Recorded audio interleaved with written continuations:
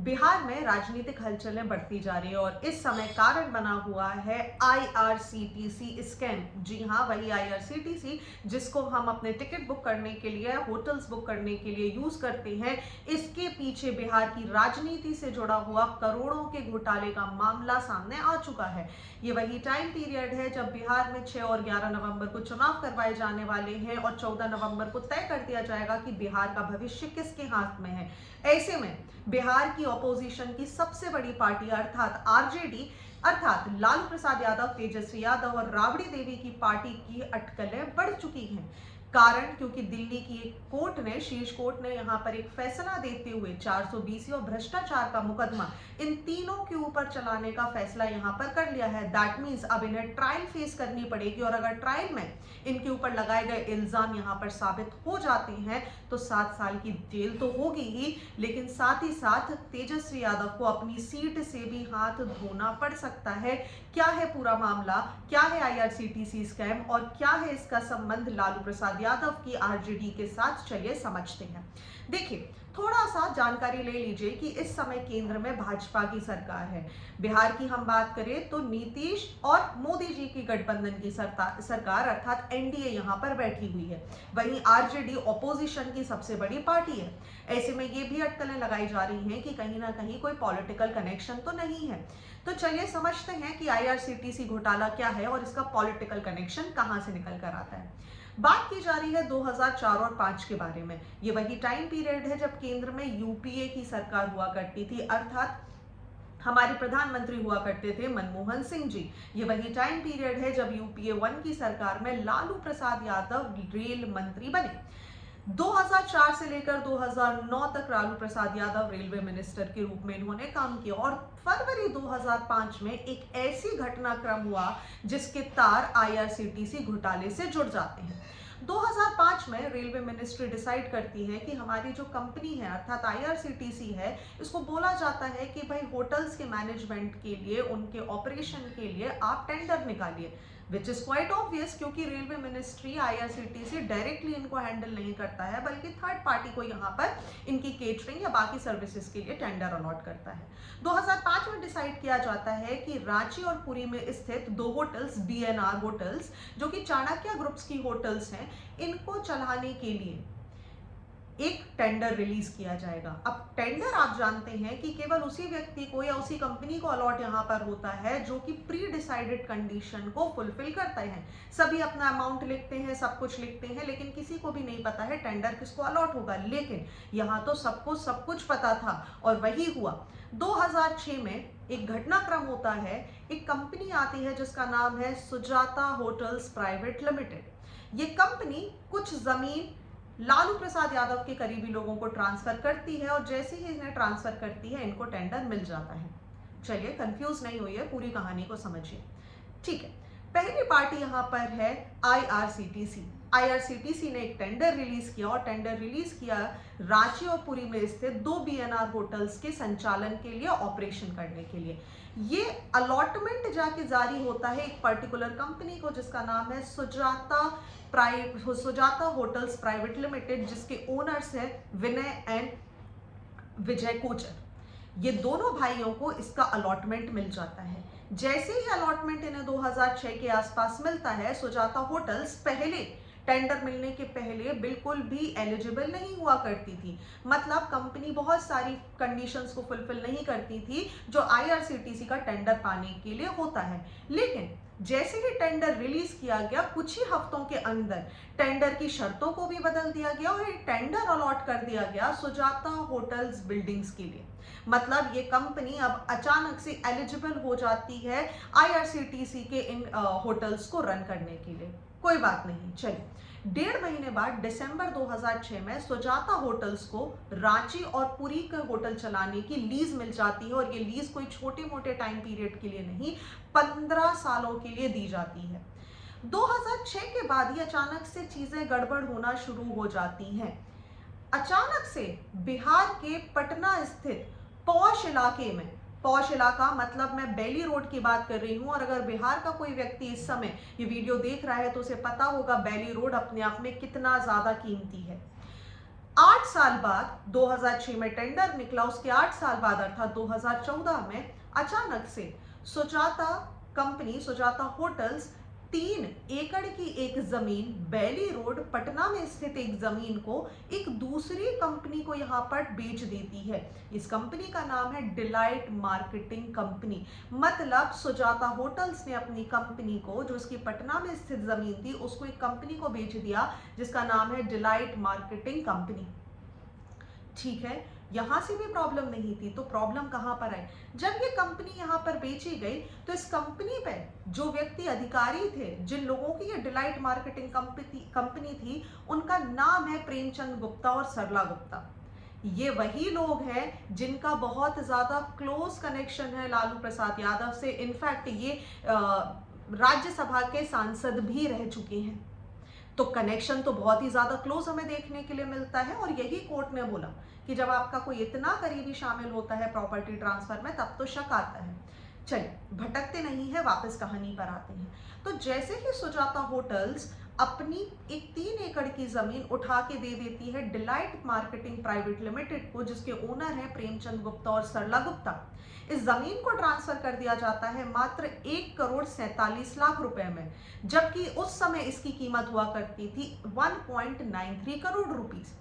इन्होंने बोला कि भाई हमें नुकसान था और ऐसे में हमने नुकसान के चलते इसे बेच दिया। अब आप सोच रहे होंगे अभी भी आरजेडी का संबंध कहां से है, कहां से लालू, राबड़ी और तेजस्वी इसकी फांसी में आते हैं। चलिए, डिलाइट कंपनी जिसने ये जमीन यहां पर सुजाता होटल से ले ली थी, ये अब अपनी इसी जमीन को, इसी 3 एकड़ की जमीन को एक तीसरी कंपनी को यहां पर बेचती है, जिसका नाम है लारा प्रोजेक्ट LLP। लारा में ला का मतलब है लालू, रा का मतलब है राबड़ी देवी, और इसके ओनर हैं तेजस्वी यादव और राबड़ी देवी। इस कंपनी को ये डिलाइट उठाकर ये 3 एकड़ की जमीन बेच देती है, और अब आप सोचेंगे कितने रुपए में इसे बेचा गया? महज 64 लाख रुपए में। और उस समय इस जमीन की कीमत हुआ करती थी, अगर मैं बात कर रही हूं 2014 की, तो इसकी मार्केट प्राइस उस समय वैल्यूएट की गई है 32 करोड़। मतलब 32 करोड़ की एक जमीन जो कि पटना के एक रिहायशी इलाके में मौजूद है, उसे मात्र 65 लाख रुपए की एक नॉमिनल प्राइस पर किसको दे दिया गया? लारा प्रोजेक्ट्स को। लारा प्रोजेक्ट्स वही जो कि बहुत सारे अलग अलग जमीन पर मॉल बनाने का या इस तरीके की डेवलपमेंट का काम करती है। मतलब पहले सुजाता होटल्स की ये जमीन डिलाइट मार्केटिंग के पास गई और डिलाइट मार्केटिंग की ये जमीन लारा प्रोजेक्ट्स के पास आई। अर्थात रेलवे मिनिस्टर लालू प्रसाद यादव, उन्होंने यहां पर एक टेंडर रिलीज करवाया। टेंडर मिलता है सुजाता कंपनी को। सुजाता कंपनी उस टेंडर को लेने के बदले में 3 एकड़ की एक जमीन, पौष इलाके की पटना की जमीन उठा के दे देती है एक सेकेंडरी कंपनी को, जो कि लालू प्रसाद यादव के करीबी प्रेमचंद गुप्ता और सरला गुप्ता की कंपनी है डिलाइट मार्केटिंग। डिलाइट मार्केटिंग अब इसे तीसरे तरीके से ट्रांसफर करती है और इसको पास ऑन कर दिया जाता है लालू प्रसाद यादव की ही पत्नी और बेटे की कंपनी लारा प्रोजेक्ट्स को।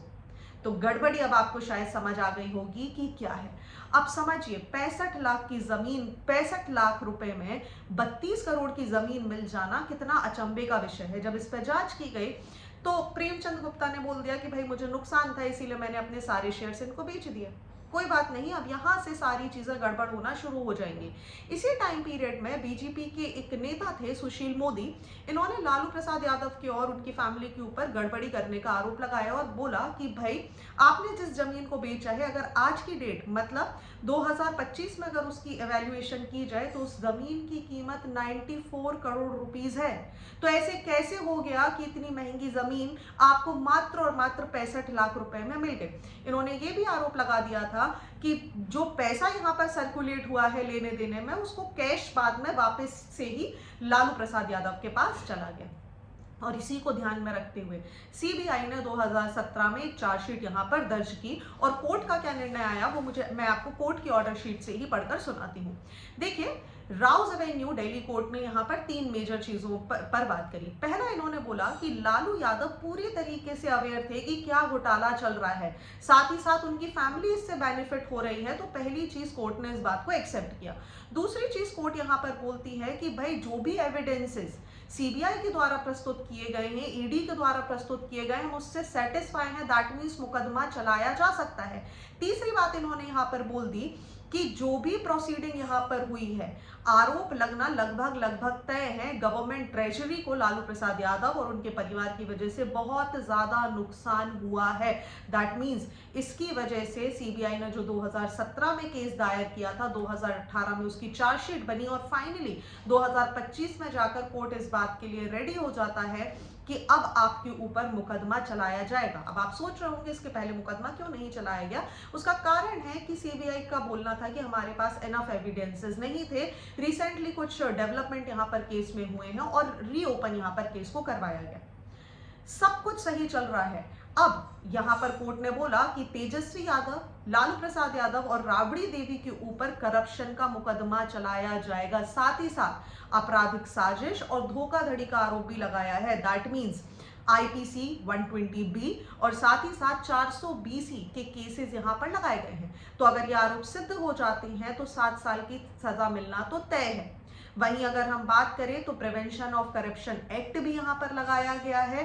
राबड़ी और तेजस्वी यादव के ऊपर मात्र 120B और 420 का मामला दर्ज किया गया है, अर्थात धोखाधड़ी और आपराधिक साजिश का। लेकिन लालू प्रसाद यादव की मुसीबतें शायद थोड़ी सी ज्यादा बड़ी हुई है, क्योंकि इनके ऊपर ईडी ने भी केस लगाया हुआ है और भ्रष्टाचार का केस भी दर्ज किया गया है। कुल मिला के इस पूरे के पूरे घटनाक्रम में लगभग 14 लोगों को गुनहगार माना गया है और 14 लोगों के ऊपर मुकदमा दायर किया जा चुका है। चलिए, मतलब अगर हम वर्तमान समय में इस जमीन की कीमत को समझें तो वो है लगभग 94 करोड़ रुपए के आसपास। 2004 और 9 के आसपास 65 लाख रुपए में मात्र ये जमीन मिल गई। इसीलिए कोर्ट ने बोला कि ऐसा कैसे संभव है। लालू प्रसाद यादव ने बोला कि भाई मेरी तो तबीयत खराब है और मुझे इसके बारे में कोई भी आइडिया नहीं है। लेकिन कोर्ट ने यह भी स्वीकार किया कि आपके ही करीबी किसी सांसद को ये जमीन मिलना और उसके थ्रू ये जमीन आपकी ही कंपनी को मिलना अपने आप में कहीं ना कहीं कुछ गड़बड़ की ओर इशारा करती है। मतलब राउज एवेन्यू ने बोल दिया कि अब इसकी तहकीक की जाएगी और 10 नवंबर को फाइनल वर्डिक्ट यहां पर सुनाया जाएगा। दैट मीन्स 10 नवंबर तक शायद अगर कुछ वर्डिक्ट गड़बड़ आ जाता है तो तेजस्वी यादव चुनाव जीत के भी यहां पर हार जाएंगे। अब यहीं पर एक और बड़ी चीज समझ लीजिए, जिसे बोला जाता है प्रॉपर्टी के बदले नौकरी मॉडल। ये वही टाइम पीरियड है जब सीबीआई ने बहुत सारे करप्शंस यहां से आइडेंटिफाई किए और बोला ये तो मात्र एक केस है जो आपको पता है, ऐसे बहुत सारे केसेस हैं जहां रेलवे मिनिस्ट्री ने कॉन्ट्रैक्ट या नौकरी के बदले में प्रॉपर्टी ली जाती थी। मतलब अगर आपको रेलवेज में नौकरी चाहिए है तो आप अपनी जमीन यहाँ पर लालू प्रसाद यादव जी को या उनके किसी करीबी को बेच दीजिए, या आपको कॉन्ट्रैक्ट चाहिए तो भी आपको सेम करना पड़ेगा। और इसको बोला गया नौकरी प्रॉपर्टी के बदले में नौकरी मॉडल के रूप में। ये भी यहाँ पर कोर्ट ने आइडेंटिफाई किया और माना कि हाँ ऐसे बहुत सारे केसेस किए गए हैं।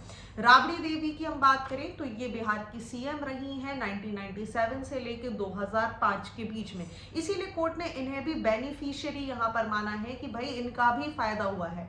इनफैक्ट सीबीआई ने चार्जशीट में भी ये कहा कि रांची में रेडिसन होटल प्रोजेक्ट के लिए भी आईआरसीटीसी ने जमीन दी थी, पर बदले में लालू यादव फैमिली को दिल्ली के नेहरू प्लेस में लगभग 4.5 करोड़ की वैल्यू के 2 फ्लैट मिले। लालू प्रसाद यादव ने हालांकि इन सारी चीजों को पूरी तरीके से नकारा है, लेकिन अब बिहार की राजनीति इससे किस तरीके से इंपैक्ट होगी वो भी समझ लीजिए। करेंटली आरजेडी यहाँ पर कांग्रेस के साथ एक महागठबंधन और अन्य पार्टियों के साथ मिलकर विपक्ष की पार्टी में बैठी हुई है। विपक्ष में भी अगर हम बात करें और पक्ष को भी मिला लिया जाए तो बिहार में सबसे ज्यादा सीटें जीतने वाली पार्टी अगर कोई है तो वो यही आरजेडी पार्टी हमें देखने के लिए मिलेगी। अब अगर किसी भी तरीके का एलिगेशन यहाँ पर साबित हो जाता है, वो भी मुख्य नेताओं के ऊपर, तेजस्वी यादव के ऊपर अगर ये साबित हो जाता है तो इनको अपनी सीट गंवानी पड़ सकती है। हालांकि तेजस्वी यादव इसे एक सिंपैथी कार्ड के रूप में देख रहे हैं और बहुत सारे ट्वीट कर रहे हैं कि कुछ दिन पहले गृह मंत्री हमारे आए थे और उन्होंने बोला था आपको अगला चुनाव लड़ने के लायक भी नहीं छोड़ूंगा। तो शायद ये सिंपैथी कार्ड की तरह भी काम कर जाए, या हो सकता है 10 नवंबर को अगर चीजें कुछ और होती हैं तो सब कुछ बैकफायर भी कर सकता है। जीत ही जिताई सीटें अगर ये जीत जाते हैं तो वो भी इनको अपने हाथ से छोड़नी पड़ सकती हैं। तो ये था आईआरसीटीसी घोटाला। इसकी टाइमलाइन कुछ इसी तरीके से है कि 2005 और 6 में ये घोटाला किया गया है। 2014 में जमीन का ट्रांसफर हुआ, लगभग 35 करोड़ की जमीन 65 लाख रुपए में मिल गई, जिसकी वर्तमान कीमत 94 करोड़ रुपीस है।